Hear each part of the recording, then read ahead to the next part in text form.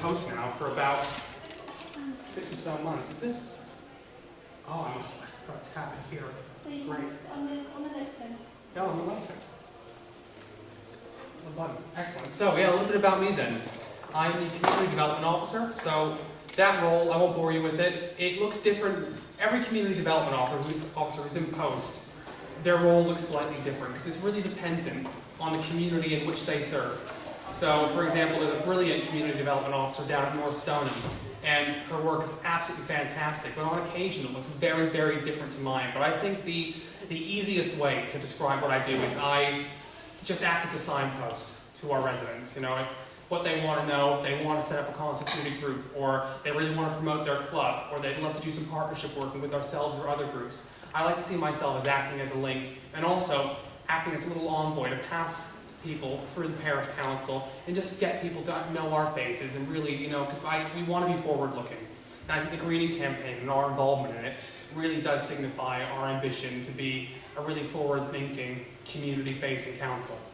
So regarding the health pillar, so right now, Michelle said earlier that we are running phase 1 and phase 2 of the greening campaign concurrently, which is absolutely true.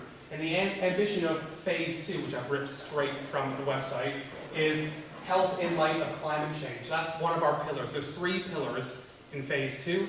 One of them is retrofit. Michelle talked about that. There's rewilding, and I'm leading on the health pillar. So, because we're a parish council, and I do think, again, we are a very modern parish council. We've got a wonderful reach to our community. So why not use that platform to help raise that awareness and understanding within our community of the likely impacts that climate change could have on health.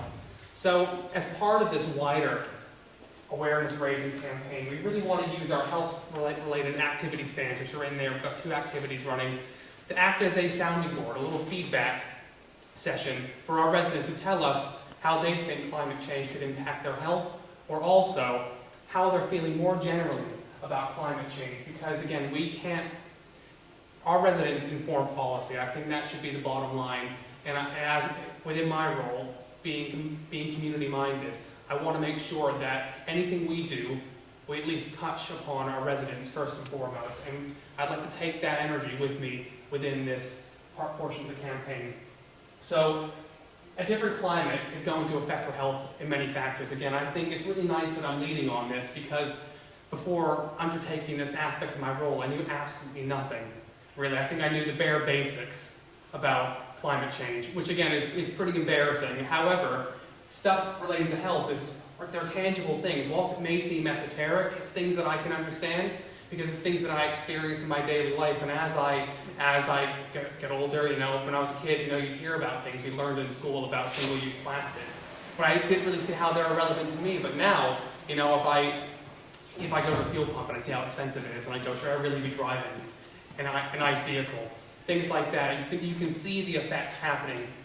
And I think having that awareness just helps you drive that change even more. So again, I think COVID taught us that it's just really important to be prepared. And this is no different to that. I think we have a real responsibility at parish level to just help our residents in the signposting exercise, so the support and services that are on offer to them relating to the health impacts of climate change. So, how does climate change affect health? We are very lucky, again, to have the fantastic support of all those involved with the Greening campaign at large. And through my talks with Anthea Cook, who is a health consultant that we're working with, she flagged out a couple key points that are having a massive negative impact on people's life and their health related to climate change. So we have extensive flooding, for example, obviously brings about loss of life, homes, and disruptions to services. Again, that has a massive knock-on effect to the economy at large.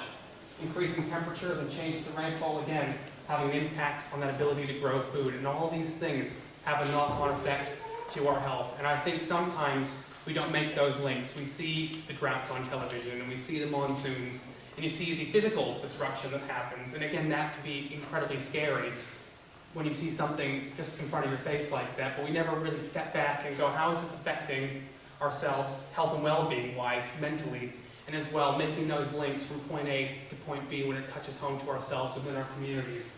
So this wheel is absolutely fantastic in helping us understand that again. And if anybody's interested in any more information, please do come and see me on my stand. I'll be parked there until 5 o'clock. I can answer any more questions, some questions on a one-to-one basis as well. So again, regarding today's activities, we have a little plant to thought activity, which I love. So I've got a window box set up on a table. Come down, write down on a popsicle stick, where I'm from, a nice long stick. I don't know what you call it over here, but a bamboo wooden stick, completely sustainable. And write down, yeah, I know, we've spared no expense. And you write down how you're feeling about climate change. But again, it was something really interesting was told to me.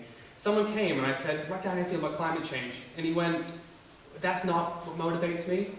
And it wasn't negative. He goes, it's not, the fear element doesn't motivate me to make a change.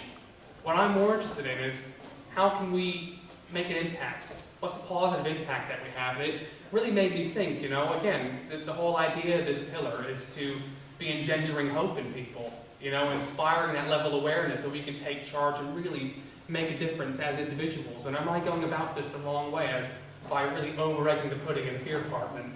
So I'll rephrase that activity now, and if you want to come down and write how we could do things better, and actually what are the hopeful elements of climate change. Days like today, all the people you see, we know we're all preaching to the converted almost, where you can see some fantastic work that's happening in the borough at large, and today is a really good kind of inflection point in this campaign for us. And again, as Helen said earlier, it's not the end, it's just the beginning. This is where it really kicks off. The campaign isn't going anywhere, whilst we'll all be in different places after today. This is something that's really going to carry on, and we want to hand it over to the community. So please come and visit me. Write down a thought, positive or negative, how you're feeling, how can we do things better. And also, for the children, a little guess what's green game, a little sorting activity that I made on Canva, which I'm kind of proud of, but the uptake has been squandered by the smoothie bites. I'm sad and blind and envy about that, to be honest. I have about 10 smoothie cups on my table, no one's sorting the cards, so if you want to do that as well, please. Anyway, guys, nice, short and sweet. Happy to answer any of your questions over at the table. If you just want to chat, come and speak to me. I won't bite your hand off. It's all good. Pleasure to meet you all. Take care. Thanks.